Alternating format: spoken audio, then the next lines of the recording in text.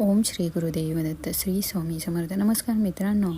श्री स्वामी समर्थ महाराजांचे रूप किती तेजस्वी आहे, म्हणजे अगदी बघितल्यानंतर मन अगदी प्रसन्न होतं. हिरांप्रमाणे तेजस्वी असलेल्या त्यांच्या नेत्रात चांदण्याची सुखद शीतलता होती.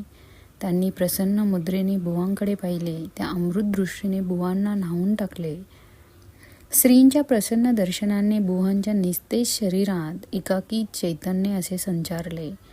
त्यांनी निर्वाण भाषेत श्री गुरूंची स्तुती करून आपण कोण व कोठून आलात असा प्रश्न स्वामींना केला. त्यावर परमहंस दत्तावधूत प्रसन्न हास्य करत म्हणाले, अरे आमचा वास अखंड विश्वात आहे.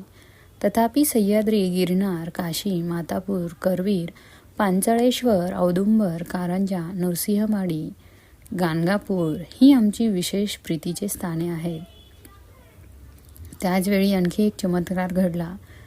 तो म्हणजे शेजारीच असलेल्या एका टुमदार घरातून पंचपक्वानांचा खमंग वास येऊ लागला आणि श्री समर्थांनी त्या चौघांना त्या ठिकाणी भोजनाला येण्यासाठी पाचारण केले.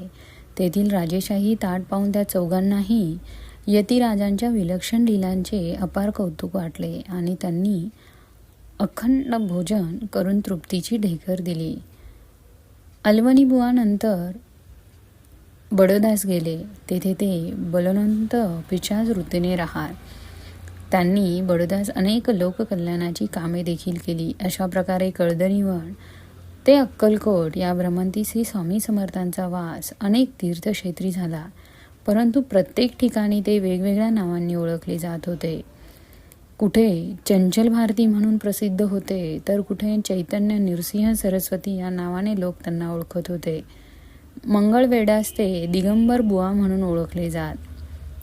अक्कलकोटला आल्यावर मात्र ते अक्कलकोटचे स्वामी महाराज या नावाने प्रसिद्ध झाले. त्यांची कीर्ती दशादिशात पसरली. किसी के ताबेदार नाही नाना तीर्थक्षेत्री भ्रमण केल्यानंतर स्वामी समर्थांची स्वारी अक्कलकोटला आली. त्यांना अक्कलकोटास आणण्याचे श्रेय त्यांचे परमभक्त चिंचोपंत टोळ यांना दिले पाहिजे.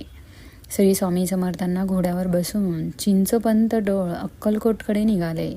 परंतु वाटेतच उभ्या उभ्या भेटून जा असा सोलापूरच्या कलेक्टर साहेबांचा तातडीचा हुकूम आल्यामुळे टोळांनी स्वामी महाराजांना एका डेरेदार वृक्षाखाली विश्रांती घेण्याची विनंती केली आणि त्यांच्या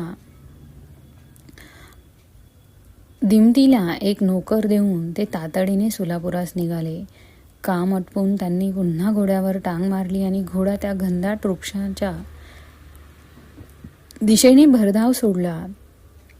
थोड्याच वेळात त्या वृक्षाजवळ आले, परंतु श्रीची दिव्य मूर्ती त्यांना कुठेच आढळली नाही. त्यामुळे त्यांनी नोकरास हाक मारून त्याविषयी विचारले. तेव्हा नोकर थरथर कापत म्हणाला, साहेब, स्वामींनी जाऊ नये म्हणून मी त्यांची अनेक प्रकारे विनवणी केली, परंतु हम किसी के ताबेदार नाही असे उत्तर देऊन ते 5-6 पावले पुढे गेले आणि एकाकी दिसेनासे झाले.